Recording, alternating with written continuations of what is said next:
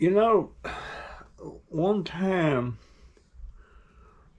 uh, me and a friend was sitting. We was across the road there looking at some cypress clocks, and all of a sudden, this girl, and we knew her,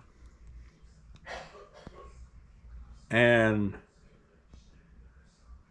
she was in the car and she was driving fast, and we could tell something was wrong. And here come this guy behind her chasing her, and she run into this cross into this field and was trying to get away. And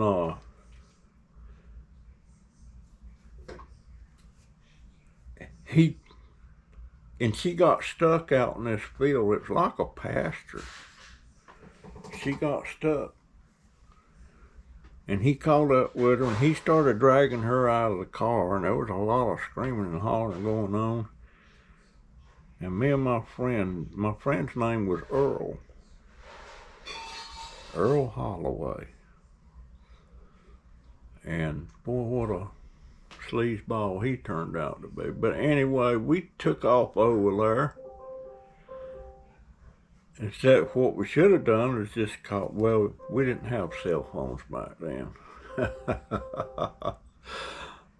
But when we took off over there, and he was smacking her around and everything, and I jumped on this guy and started pulling her off of him, and he took a swing at me, and me and Earl started beating the crap out of him. And what do you think the girl did? She jumped up, she was screaming, she was kicking us now. You leave him alone, blah, blah, blah. And we was trying to rescue her. And lo, next thing that we knew, we had him and her trying to jump on me and Earl.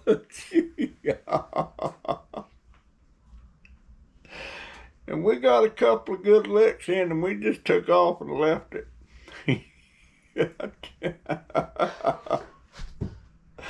Yeah, we was helping her, and all of a sudden she didn't like that. So in hindsight, maybe we should have let him beat the crap out of her. Oh man, I don't know whatever happened to that deal,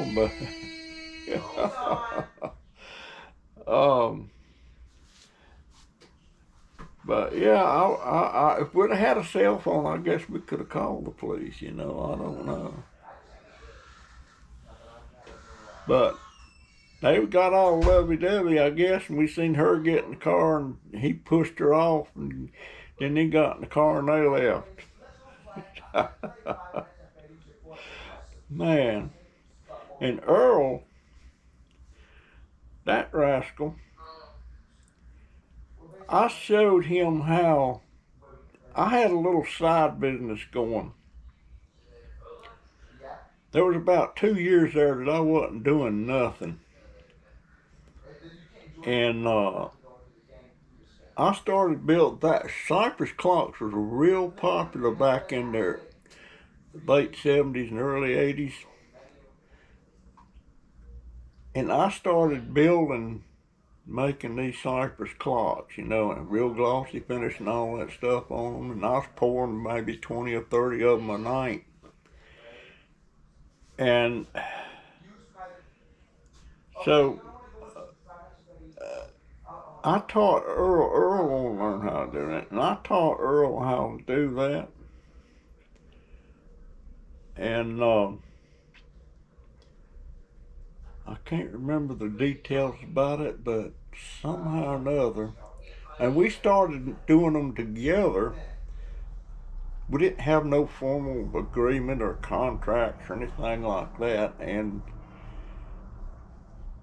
uh, and the building that we used was on my property, and I caught. We was selling quite a few of them things. We had a big commercial sander and all that stuff where you sand them. We had a boring machine that you bored out the back to put the clocks in, all that stuff. And one night, the building wasn't close to my house. You know, it was off maybe 500 yards. And I needed some. I remembered something I needed, and I had left it in the building where we was pouring the clocks. Because that building you have to have it completely closed. You can't have any insects flying around or anything when you make them pours, that acrylic pour on them. And I went over to the building to get what, I can't remember what it was. And I caught that rascal in there stealing finished clocks from us. And I wasn't keeping the exact count, but I caught him out there. He's loading them up, and I watched him for about 30 minutes. And and just as he got ready to get in his truck and drive off, I walked over, Earl, what you got? And he said, oh, I have a private sale I was going to do. And he was stomach. You could tell he was caught. And couldn't believe that. And he was a upstanding member in the church and all that stuff. And that rascal was stealing from me, stealing from our business. So that ended that business. I liked his family. I liked his family, but rascal was stealing. Boy, that's not the only time I've ever had somebody to steal from me like that. One of my shops I had going was called Fabric Barn Incorporated. I had a fabric shop. I was selling retail fabric stuff out of that, and retail sewing supplies and notions and all that stuff. Plus, I had a big building behind there that we had an upholstery shop in. And I had this guy working for me. His name was Ron,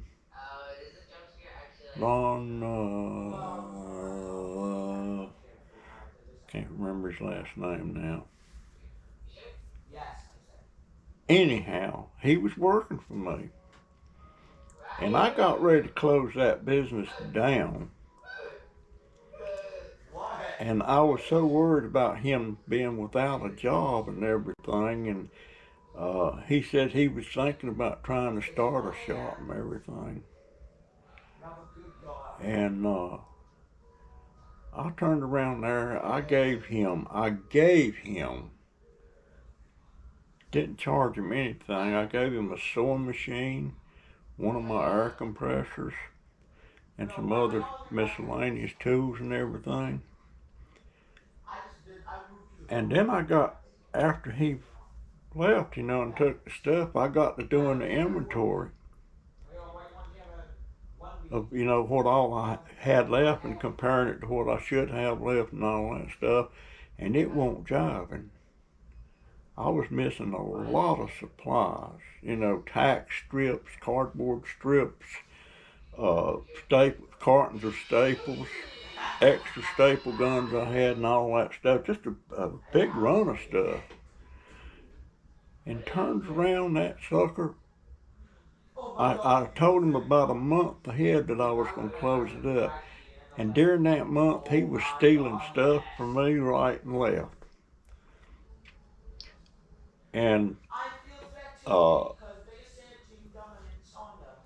I only gave him one box of staples. And coming to my inventory, I was short about 8 or 9 boxes. So I went over to this place where he had his shop. And we was just talking and stuff, and he got busy with a customer that come in. So I started looking around. And lo and behold, there's all my stuff. Found just about all of them. Now, I'm not counting stuff I gave him.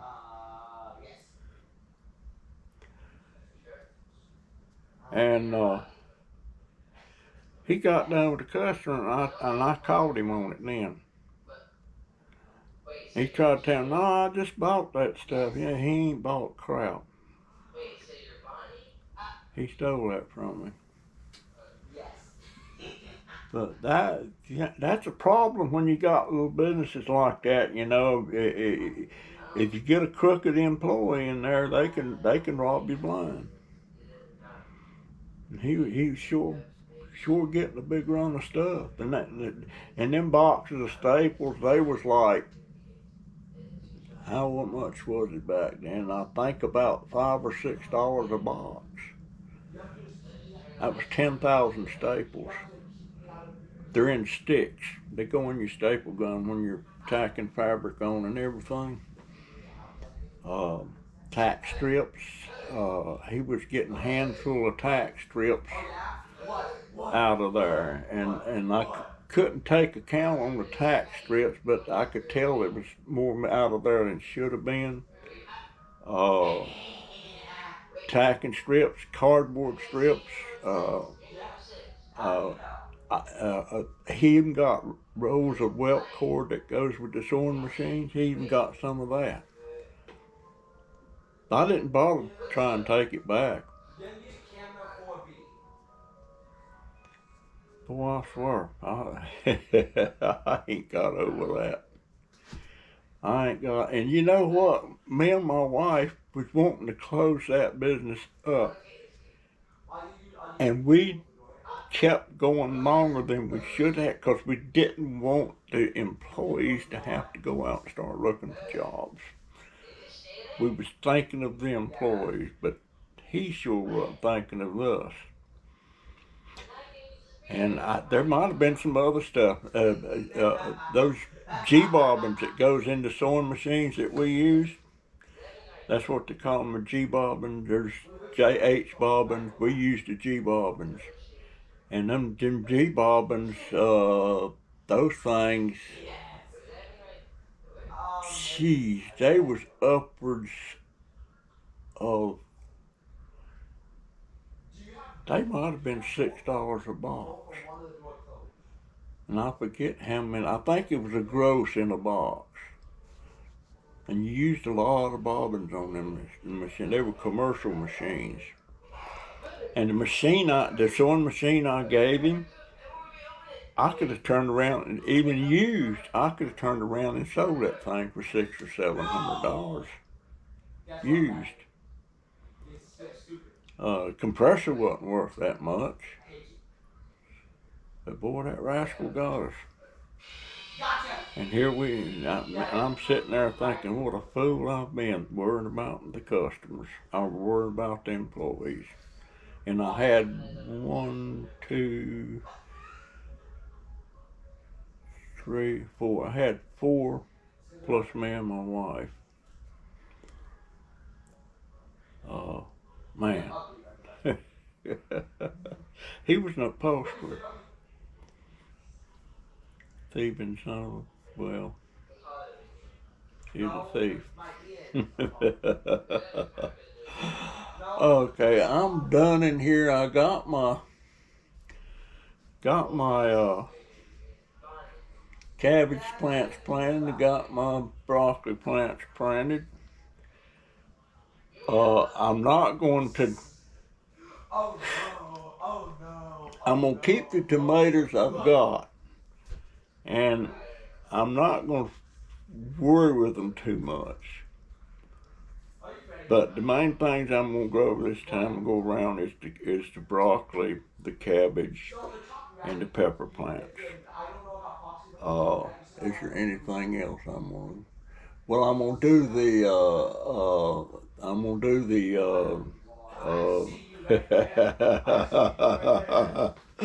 Oh man, maybe I need a drink. I got this song on my mind. Porter Wagner sang it many years ago, and the name of it was "Misery Loves Company." And how did that thing go? Oh, here it goes. Break out the bottle, bring on the crowd, 'cause misery loves company. Is that the tune? Break out the bottle, bring on the crowd. I love Porter Wagner. I really loved him when he had Dolly Parton. That's where she got her big start, was Porter Wagner show. And you know, Dolly left, and Porter Wagner turned around and tried to sue her for breach of contract. I don't remember how that turned out. But Porter claimed, "Nah, I wasn't upset. I wanted her to make it real big. I knew she would, and she did. She got bigger than Porter Wagner ever was. And Porter Wagner was pretty big up there, you know." But before Dolly sang with him, he had another girl named Norma Jean. And I forget Norma Jean's last name, but they just called her Pretty Miss Norma Jean. He had Buck Trent on there, a good instrumentalist. He had, the comedian was Speck Rhodes. And then he had guests on there all the time, you know. And Dolly was a regular there, and I think she stayed with him about 7 years. Then she went off on her own. Of course, you know, she's an icon, you know. And she's 75, for God's sakes. 75 and got a rack. Well, should I call it a rack? She's got huge boobs. She was on Tonight Show with Johnny Carson one time, and he made a comment about her boobs or something, and I can't remember the exact conversation, but I think he said something to the effect, how did he put that? She wasn't offended by it. She thought it was funny as crap. That I think he said I would give a month's pay just to get a peek under there.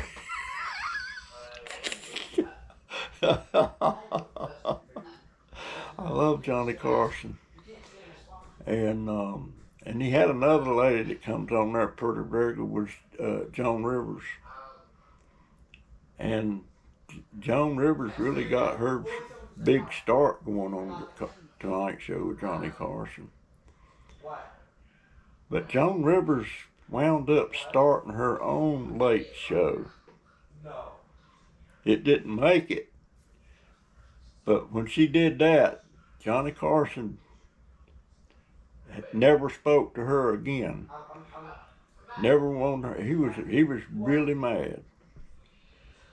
I don't know exactly I don't know what she was just doing what's best for her. But somebody said that Johnny just thought that she was his property, entertainment-wise. Something to that effect. And I like Joan Rivers. Really like Joan Rivers. Too bad she died like she did. Went in to have some minor surgery and died from it. Gosh, that boy is so loud. But you know, I love him. I'm glad I'm glad I'm still here. I'm glad they're in the nest. I would be so lonesome without them. They're all I've got, folks. They're all I got, and I just love them so much. My daughter actually was in here. I was sitting here doing something. She come in there behind me, and she bent over and kissed me on the forehead. And I don't, it's been a long time since she ever kissed me. Oh. I sure wish I could get a lot more hugs than what I get.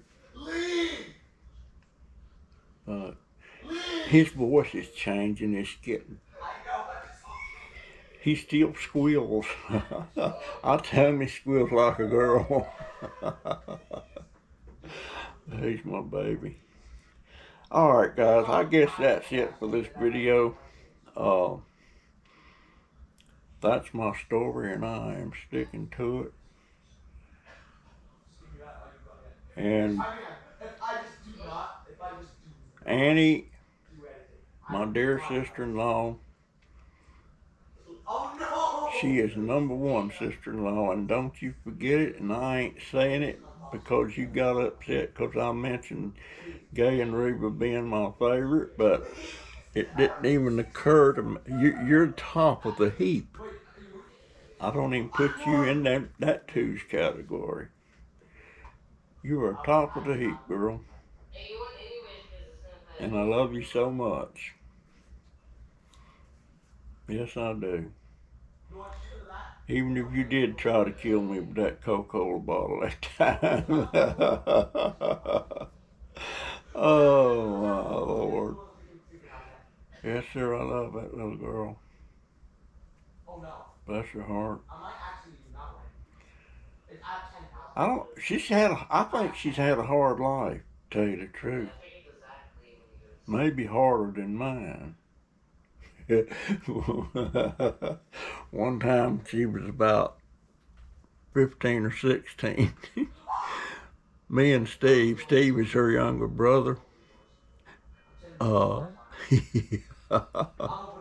We were sitting in the living room talking about something, and Annie and Ma come in there, and Annie got smart mouthing or something about something. She got in an argument with Ma. And that's Annie's mama. And Ma got a switch and come in there and started switching her on the legs like that. She didn't do it just 2 or 3 whacks, you know. And Annie started running her mouth again. And me and Steve was sitting there, and Ma turned back around, and me and Steve started saying, "Switch her again, Ma, switch her again." And daggone Ma went over and started switching her again. And then she walked off. Annie started running her mouth. And we said, "Switch her again, Ma, switch her again." And she got into her about 2 or 3 times there, switching her. And I can't even remember what the ruckus was even about. But boy, every once in a while when I see Annie, I say, "We remember that time we told Mama to switch you and she switched you." And then she starts spouting off of me about. But she's got a mouth on. She don't know when to shut up. And just think, that's the girl. Till the day me and my wife got married, and he was saying, I hope I can find a man just like you."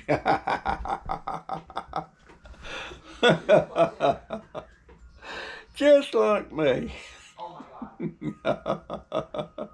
And I remind her of that every once in a while, too.